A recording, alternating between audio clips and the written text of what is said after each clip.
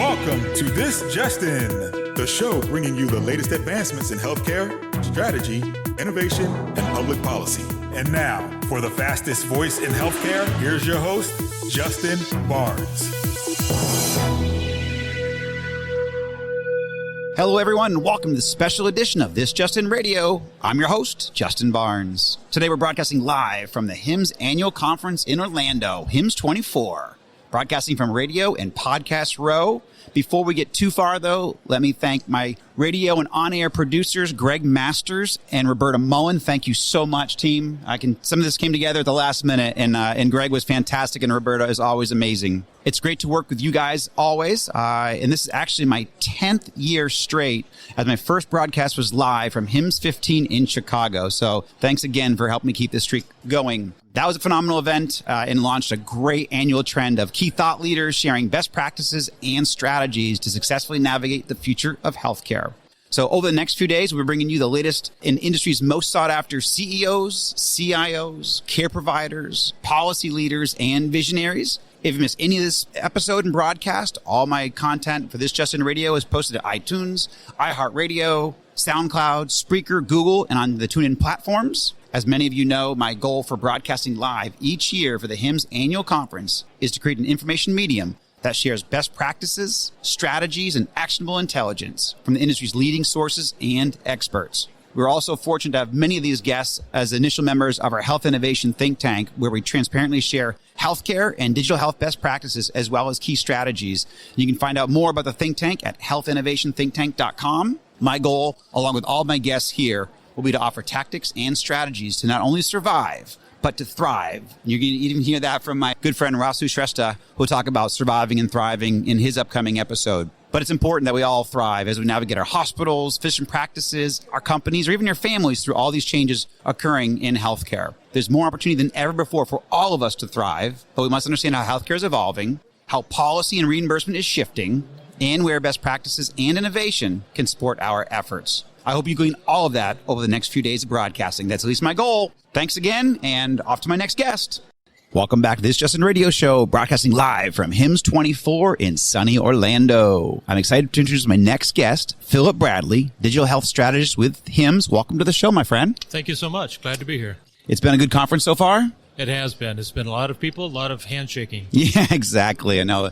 My last guest, Anish, we're just talking about a lot of new faces as well. I think this is my 24th HIMSS, I believe, something like that.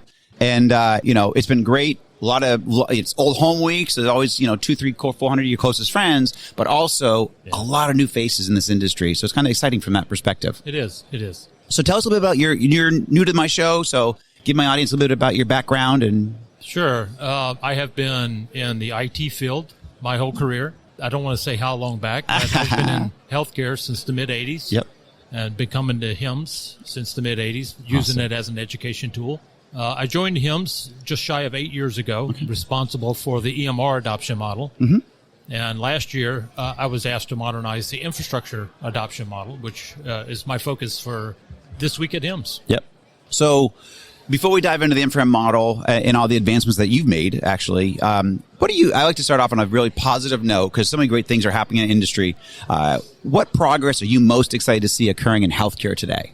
Well, from the IT side, it's the availability of technology that's really starting to make a difference, not only in the life of the patient, the things that we might wear, the things we can take home, sharing data with the clinicians, but on the clinical side, better tools for their workflow. We still got work to do, of course. Absolutely. But starting to see real progress in the use of the technologies as it becomes more affordable and available to more organizations of all sizes. Yep. Excellent. Yeah, and actually, Anish brought up a great point in the last show, just talking about how, we are able to scale now innovation. While some is increasing costs, some are also able to decrease costs now, which I think is we're starting to see, which is actually really exciting. Deflationary aspects to healthcare, because we all been working very hard at that for a long time. What is your background? Do you come from the technology side, the information management side? Which side of healthcare and technology do you come from? It's been a while in my past from the technology side. I moved into management in the 90s and been in senior leadership roles in healthcare over the past 25 plus years. Yep. Excellent. And we're not too far off. My first HIMSS was in 1995, I believe it was. So I'm getting up there as well, but wouldn't turn back the clock for a second. So tell us about the IMFRAM model. First of all, what does it stand for and how it has, initially evolved? Yeah, it's Infrastructure Adoption Model, IMFRAM. Yep. And it has 5 focus areas. Cybersecurity, no surprise. Very important. Based on existing frameworks, both U.S.-based and international-based frameworks.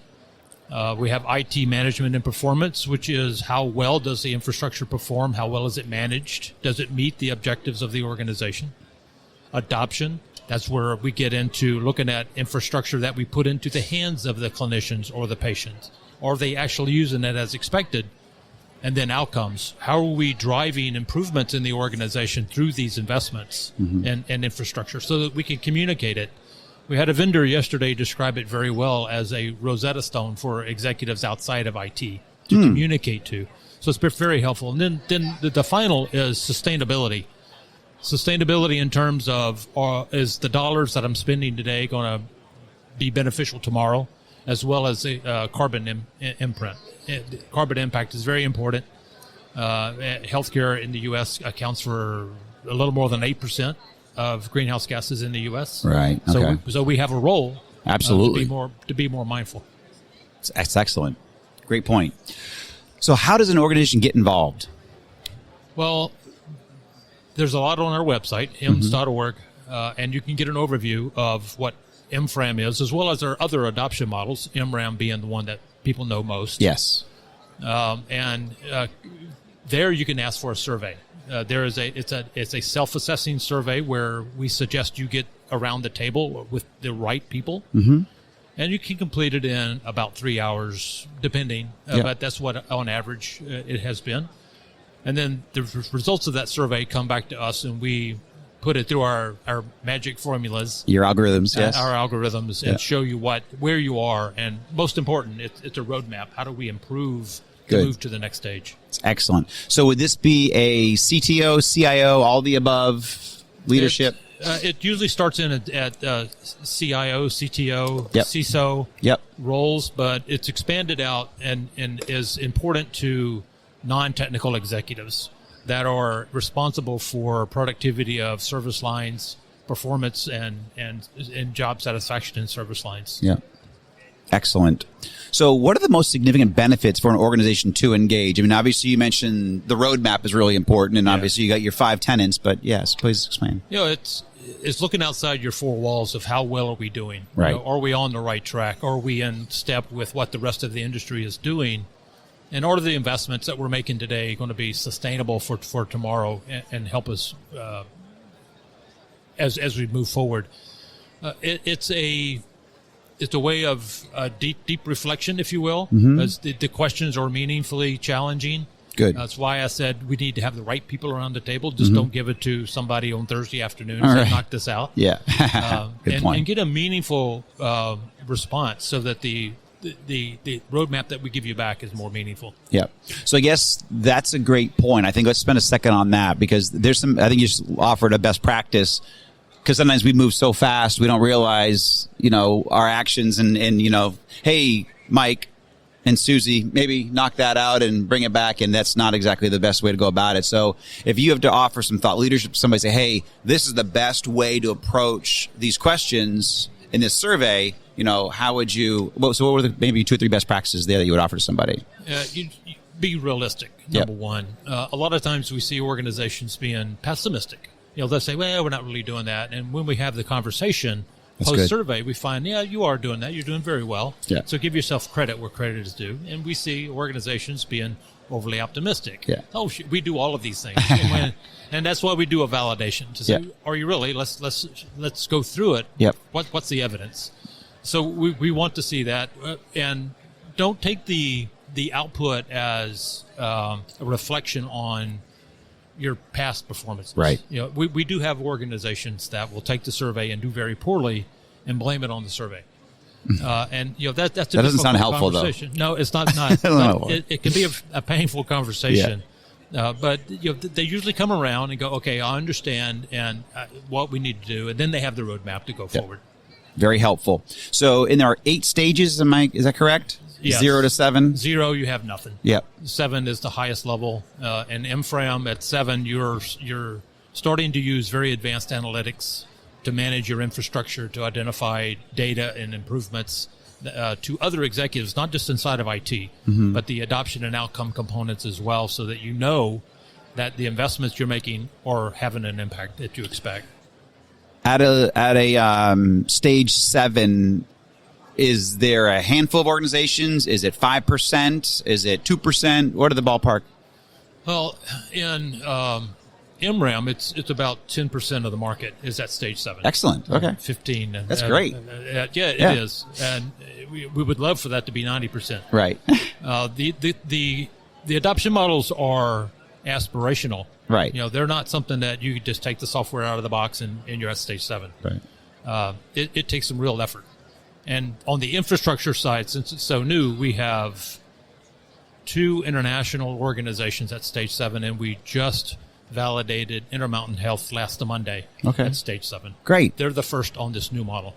So that was my follow-up question there is, are there a few organizations that we should know about? And is there one that we may not have ever heard about that's at stage 7 some small community might know them, but they're not a popular name out there? Is there, not to put you on the spot, but yeah, a little bit. Yeah. That's okay. At stage 6, we have some of those. I'd prefer not to throw them out there because I don't have permission. Right. But the model's intended to measure any size organization, health organization, and their use of technology. Good. It's great. Well, I highly encourage people to do it just because it's obviously very valuable and it's what our country needs and our patients need. Yeah. So, love it. So thinking out, now putting on your thought leader hat again. So what are some of the trends that you're seeing out there that's encouraging to you? Either healthcare trends or digital health trends? I think the biggest trend, and it's all over the floor here, is artificial intelligence. Yes. I like to be very careful using that term because it's overused. I say that if there's an if-then-else structure underneath the covers, that's not AI. Right. That's just a good algorithm. Correct. So I think that it is a real opportunity for improving physicians' lives, making some of the routine things easier. I'd like to see it go at a slow pace. Mm-hmm. On the technology side, AI is becoming very valuable in identifying anomalies, whether it's cybersecurity or performance issues.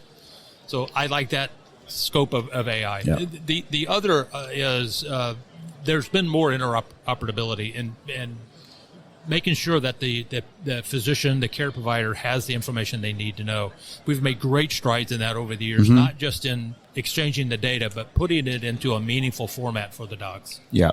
Nope. Excellent. Great points. And I think Halamka validated your first point and Anish Chopra just validated your second point there. So, I totally agree with interoperability and then the AI and the AI side, I think John hit on basically on the care side, really how we're looking for anomalies. And that's a great strategy that we'll continue to look at. And we all want this to go slow, ethically, morally, and really, see AI mature at a managed rate, and that we use, proper use and, inside and outside of healthcare, but obviously being here in HIMSS. Yeah. So what do you hope to achieve in your final days here at HIMSS in 24? Well, get the word out about the new MFRAM model for sure. I've got a number of speaking opportunities already. Shake a lot of hands, like you said at the beginning of it. This is a reunion of sorts, a lot of familiar faces and a lot of young new faces, which is exciting. You got it. Really to help the organizations, the adoption model is the tool, but to really help organizations understand there is a process to manage your infrastructure maturity in a responsible way. We as IT technologists are never given the directive, go out and buy me the most expensive infrastructure. Right. It's our job to find the right infrastructure at the right price that delivers the right capabilities for the organization. That's a great message. I love that. So, yeah, I mean, this is, I said this in my opening talk for my first guest. HIMSS is what you make it. Everybody's here. And if you properly plan, I think even John and I talked about making sure that you have the right plan and the right strategy coming into this conference, but you can achieve all your goals. Yep. And if you don't, that's on you, because everything is here. Everybody's here. Every ounce of innovation, technology, strategy, automation, workflow, whatever you want. Is all here. So it's a great opportunity. Well, Philip Bradley, thank you so much for joining me on air. Appreciate you, and good luck. And I know that you're achieving your goals, because I dived into the infrared model and very impressed by it. So thank you very much. Yeah, thanks, Philip Bradley with HIMSS. I'm very excited to introduce my next guest and great longtime friend of the show, Tom Foley with GenieMD, and also host of the Virtual Shift. Welcome back to the show, my good friend. Awesome. Thanks for having me. You got it. Always. Glad this worked out. So first, tell me about your goal for the show, and has it been action-packed so far? It has definitely been action-packed. This year, GenieMD did not do a booth, but we've been very busy yesterday and so far today. So excellent. It's exciting. When'd you get in town? Got in town. I actually live here in Florida, so I drove up from Southwest Florida Tuesday morning and got here for the keynote. Excellent. Yeah, I actually came in. We're from similar areas.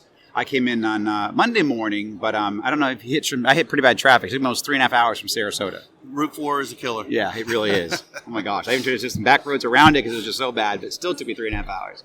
Excellent. So I like to start off with something positive. What progress are you most excited to see in healthcare today? Well, I'm a bit biased because I am in the virtual care arena, but I think 2024, more than previous years, there has certainly been an uptick in interest in looking at how virtual care can enhance the delivery of care model, and how AI can actually further simplify and enhance that patient engagement model. Very true. So elaborate on that. I mean, I guess from a standpoint of what aspects of virtual care have you seen the uptick in, and what's the exciting part behind that? Yes. So for us, it's so we could talk about telehealth, remote patient monitoring, chronic care management, all those different virtual modalities. But for us, we talk about it a bit differently, right? A lot. It's okay to talk about how I can enhance medication adherence. I can reduce emergency room visits. I can reduce your hospital stays. That's great, right? But I still have diabetes, right? And I'm still obese. That's right. Right. Yeah. So how does the care management side of these virtual care modalities engage that patient to get that patient to lose weight in a positive way? And just because I always say, and my father has diabetes, he had the worst case of it. Just because you have it doesn't mean you have to die with it. Right. So there's ways. So that's really where value comes into play, right? Because the first year you can say all those statistics of how I reduce things, but again, I still had the chronic condition that I had, and we have to focus on not managing it, but putting that into remission, and that's the difference. And that message is really resonating this year. What about the reimbursement models behind these, behind RPM or CCM and some of these? What are you seeing there? Yeah, so it's definitely it definitely helps. You can go to the provider and you can talk about again all those different outcomes of care. What we talk about in virtual care, not virtual, value-based care, is that attribution. How to specifically map a tactic, if you will, that you're engaging and attributing it specifically to an outcome and therefore saving dollars. But we also talk about those virtual care modalities in a fee-for-service model that says, hey, so the question is, how are you going to get the value? Right? So that 2030 model is hanging out there. But so how are you getting there? And the doctors are, I always say, on a hamster wheel because they're seeing 20, 30 patients a day. They don't have time to think about, to be very strategic about how I'm getting the value. But if you're adopting remote patient monitoring, chronic care management, and those other virtual modalities, and you're getting the outcomes that I talked about earlier, that's your model on how you're going to get the value. Excellent. And then that attribution comes into play once you're in that value-based care, risk-oriented contract. Yep. Excellent point. So what healthcare or digital health trends are you seeing in the industry? Well, everybody's here at HIMSS Yeah. talking about AI. AI, yeah. So the question is, how are you responsibly using AI, right? And I'll talk about, as a perfect example, ChatGPT. You can ask ChatGPT today, how many Tylenol can I take, right? And it's going to give you the PI information, right? And the patient's going to take it. Right. But Yeah. if you ask it in a contextual way through a responsible platform, that platform can say, hey, this patient is on X, Y, and Z meds. Right. And the answer is going to come back saying, Very don't different. take it. Right, exactly, yeah. Right? Very So different. that's how AI, in a responsible way, needs to be looked at. Yep. It's not just AI in and of itself. What are any of the trends that you're seeing out there beyond AI, or maybe here at HIMSS, or what you're looking for? The home, and the home. Yeah. That home is going to be becoming the center of care. Older, ager, sicker population, less doctors and nurses. The delivery of care model that we know today will not be here in 2030. There has to be a different way in order to manage that growing population, that sicker population, with less clinical services. We have more people with diabetes today than yesterday. More people obese today than yesterday. So we're not really, we might be bending the curve on cost, but we're not bending the curve on Health. outcomes. Yeah, on absolutely. health. Yeah, absolutely not. That's where we have to We're focus sicker. on. Yeah, absolutely. And so that home, it's not what happens when you're in the doctor's office that it matters. Yep. It's important. But what happens the other 8,745 hours? The average Medicare patient is in front of all their doctors 15 hours in a given year. You know this from previous conversation. What happens the other 8,745 hours, right? That's where wellness takes place. And if you engage the patient in the home, that's when you're going to get the outcomes that you're striving for. It's excellent. So I guess following that train of thought, what are a few, 2 or 3 best practices or strategies that you can help others navigate those trends, navigate that? If it doesn't involve a robust patient management, patient engagement model, then you're most likely not going to be successful. Don't follow the baseline of what you need to do to satisfy reimbursement for remote patient monitoring and chronic care management. 16 measures as an example. We don't even talk to the patient about 16 measures. We talk to them about their care plan, about the need to take it twice a day. So if in one day we already know that, and they haven't taken their vitamin, they're already down 2. Right. So we're already on them because we're talking to them, not once a month type of thing. It's a true patient engagement, coaching, wellness approach to the delivery of care.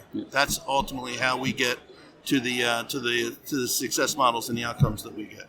Do you specifically, so to follow up specifically on that, do you provide the care yourself, or do you push the care through your customers, or?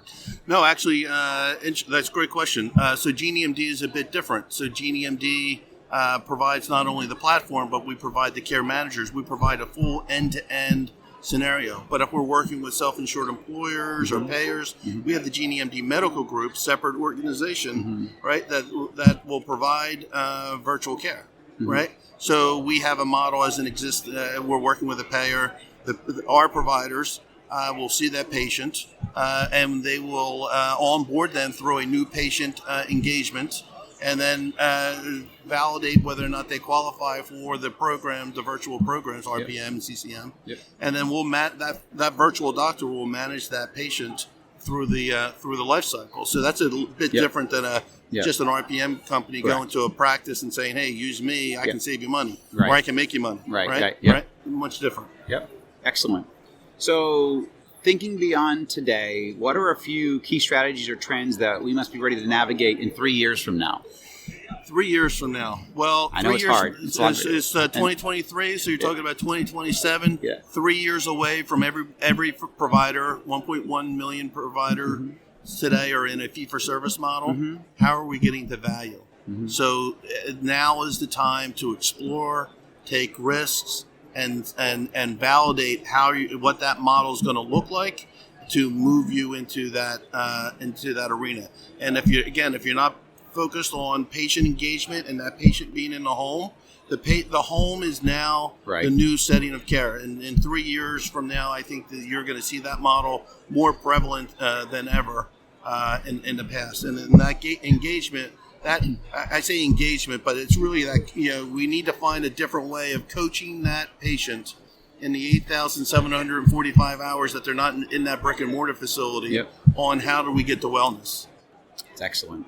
So I guess kind of as a follow-up, what have you seen here over the last couple of days? You said you attended was it the patient experience? Yes. Keynote yesterday? Like, what did you see? Anything that you like in there? Or? Let's see. I didn't walk away, with all due respect, right. I didn't walk away overly excited, but because a lot of, we need to get into the material results side of the house as opposed to the vision, right? The vision is great. Right. I love it, right? I'm excited about it. It's how do you get there? And that's where the brass tacks comes into play. How do you deliver it? What are you doing today? Constantly changing your model to enhance it for what's coming tomorrow. So, excellent. Hopefully that answers your question. Yeah. And so, what else have you seen? Anything else at the show?